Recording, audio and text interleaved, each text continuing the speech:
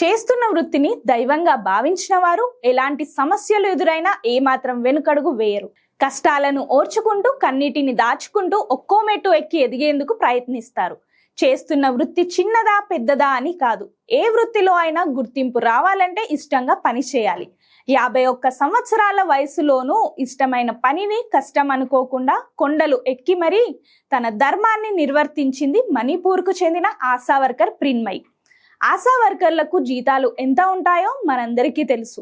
వారికి పెద్దగా గుర్తింపు ఉండదు, కానీ పిల్లల్ని కాపాడడంలో వారే ముఖ్యం. ఆరోగ్య సూత్రాలను పాటింప చేయడంలో ముందుంటారు. ఎప్పటికప్పుడు పిల్లలకు వ్యాక్సిన్లు అందిస్తూ తల్లి బిడ్డలను కాపాడుతుంటారు. ఇటీవల మణిపూర్ రాష్ట్రంలో పిల్లలకు పోలియో చుక్కల కార్యక్రమం నిర్వహించగా ప్రిన్మయి తన గ్రామంతో పాటు చుట్టుపక్కల గ్రామాల్లోనూ పోలియో చుక్కలు వేశారు. అయితే అట్టంకునో అట్టంకుల్లేన్ అనే ఈ 2 గ్రామాలకు వెళ్ళాలి అంటే కొండలు ఎక్కాల్సిందే.